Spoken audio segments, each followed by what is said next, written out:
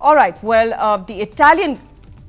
on the afternoon of February 15, 2012, two impoverished fishermen were actually shot dead by two Italian Marines on the oil tanker, the Enrica Lexi, in suspicion that the fishermen were pirates. Now, more than a year later, there is both anger offline as well as online. Not just over the killing of the two Indians, but also over the lackadaisical and feet-dragging approach of the centre to set up a special court to try these Marines. Not just over allowing them to travel to Italy for the first time to celebrate Christmas, but also to allow them to travel to Italy for the second time to vote. The anger is also about standing mute after being told by the Italy's foreign ministry that they will not be returning to India for the trial. The comments on social media have been particularly caustic at a hapless government that is now left wringing its hands and defending being called a banana republic in the wake of a series of international slumps. So on the social network today, we discuss fishy diplomacy, Italy government blocks the Marines trial. Before we introduce our panelists for the day, let's quickly listen into what you, the viewer, has sent us. The way we have again managed to let these two Italian mariners escape after killing two Indians, and being in custody for some time, and that too over and above when our courts were or the government was lenient in granting them parole for 2 times, and still this is what we get in a reciprocation. But nevertheless, I believe that's how the Indian government is, current government at least, I would say. Not for the first time this is happening.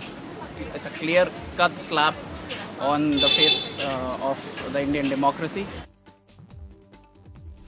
All right, joining us on the show today, we've got with us Antonio Vannuzzo, who's a journalist with the L'Inchiesta. It's a newspaper in Italy, in Milan. He joins us on a video call. Thank you, Antonio, for joining us from Milan. We've also got with us Nitin Pai, who joins us from Bangalore. Nitin Pai is the founder and fellow for geopolitics at the Takshila Institution in Bangalore. Thank you, Nitin, for joining us. And in the studio with us, we've got Rahul Roshan with us. He's the founder of Faking News, which all of you Twitterati would know from Twitter is a website for political satire. Antonio, I want to start with you first. How much of this, which is a huge issue now in India, a huge furor both online, offline, there's so much anger with the way the government has handled the issue, so much anger with Italy for actually going back really on its promise.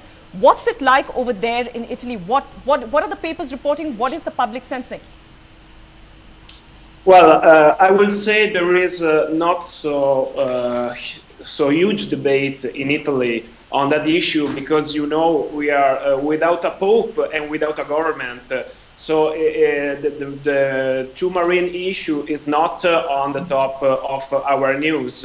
So I will say people in Italy is not such aware of what is going on between Italy and India.